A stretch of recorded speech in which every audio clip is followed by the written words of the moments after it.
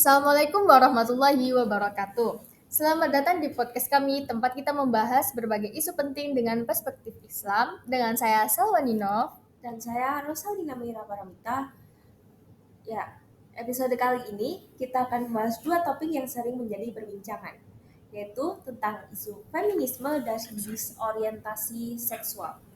Tentunya kita akan membahasnya dari sudut pandang Islam.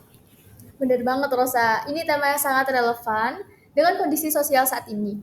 Untuk itu kita sudah menghadirkan dua narasumber yang akan berbagi wawasan dan pengalaman mereka. Oke, yang pertama kita punya Raffi Duyananta Azra dari studio. Kita bisa panggil dia Azi, seorang teman yang akan bahas isu feminisme dan disorientasi seksual dalam Islam. Assalamualaikum Azi. Waalaikumsalam. Halo Rosa. Halo Nino. Halo Azi. Makasih udah ngundang. Gimana kabarnya Zi? Alhamdulillah sehat ya, meskipun udara Malang akhir-akhir tahun ini lumayan dingin banget. Bangun-bangun langsung menggigil nggak? Aduh, yang penting ya udah sehat, alhamdulillah. Alhamdulillah. Dan kita juga sudah terhubung secara online dengan Dovan Zakia yang aktif membahas isu feminisme. Halo Dovan, apakah sudah tersambung dengan kami? Iya, alhamdulillah. Assalamualaikum semua. Waalaikumsalam. Kalau begitu kita lanjut yuk dengan pembahasan tentang feminisme dan disorientasi seksual.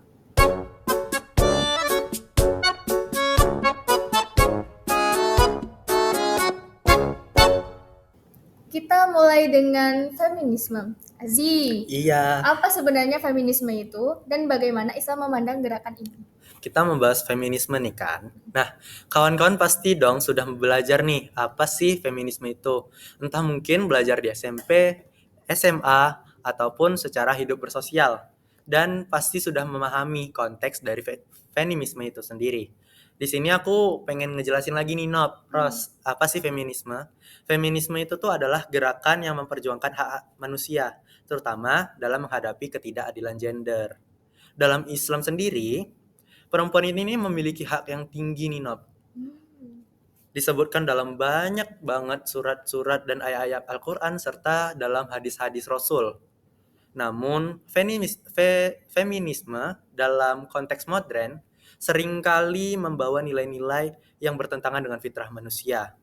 Seperti menghapus perbedaan gender. Kayak, cowok-cowok itu kadang-kadang berpakaian seperti perempuan maupun perempuan seperti laki-laki. Seperti itu. Gitu. Oke. Berikutnya, Dovan, bagaimana pendapat kamu sebagai seseorang yang mendalami feminisme? Apa menurut kamu feminisme ini masih kompatibel dengan agama Islam? Feminisme punya sisi positif seperti menyoroti isu-isu ketidakadilan yang dialami oleh perempuan. Namun penting bagi kita sebagai muslim untuk memilah menilai-nilai feminisme yang sesuai dengan Islam dan menolak yang tidak. Misalnya Islam sudah menegaskan hak atas pendidikan, ekonomi dan partisipasi sosial untuk perempuan sejak dulu. Menarik sekali bukan? Menarik sekali. Iya. Azi, ada pandangan bahwa feminisme muncul karena praktik-praktik patriarki yang seringkali menyimpang dari ajaran Islam. Gimana nih tanggapan dari Azi? Bener banget itu bener. Banyak nih ketidakadilan yang dialami oleh perempuan sebenarnya bukan berasal dari ajaran agama. Tapi ini nih lahir dari budaya patriarki yang tidak sesuai dengan syariah. Islam malah justru mendorong keadilan gender sesuai fitrahnya, tanpa perlu menghilangkan perbedaan antara laki-laki maupun perempuan. Seperti itu. Berikutnya, Dovan, dari pengamatan Dovan, apa kesalahpahaman terbesar tentang feminisme di Islam ini yang sering terjadi hingga saat ini? Banyak orang mengira Islam menindas perempuan karena adanya aturan seperti hijab atau pembagian peran dalam rumah tangga. Padahal aturan ini justru bertujuan melindungi dan memberikan kehormatan kepada perempuan. Oke, jadi gitu ya tanggapan dari Dovan.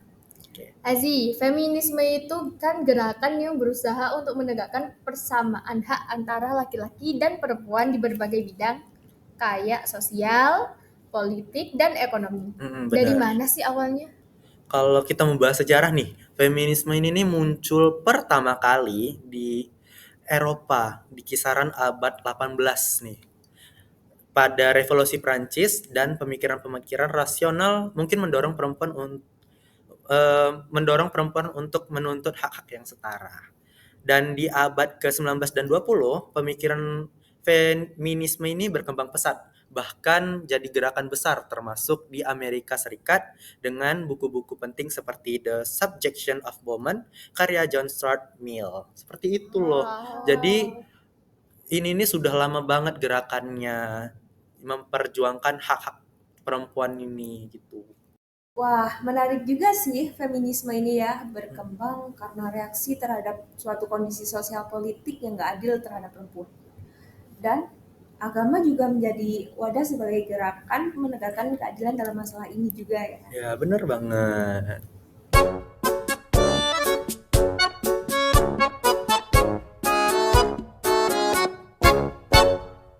Sekarang kita ke topik kedua, yaitu disorientasi seksual. Azi, Iya. bagaimana Islam memandang isu ini? Untuk disorientasi seksual sendiri nih, kita membahas dalam segi Islam ya. Islam memandang disorientasi seksual ini, atau mungkin zaman sekarang nyebutnya LGBT kali, lesbian, bisexual, gay, dan transgender. Nah, disorientasi seksual atau LGBT ini tadi sebagai penyimpangan yang perlu kita arahkan nih. Jadi Islam itu tuh menyarankan kita untuk membantu teman-teman atau membantu orang-orang yang sedang mengalami situasi disorientasi seksual ini. Nah, dalam Al-Quran sendiri ada nih kisah-kisah yang menceritakan nih tentang adanya disorientasi seksual. Nino sama Rosa tahu nggak sih ada cerita Nabi Lut dengan kaumnya?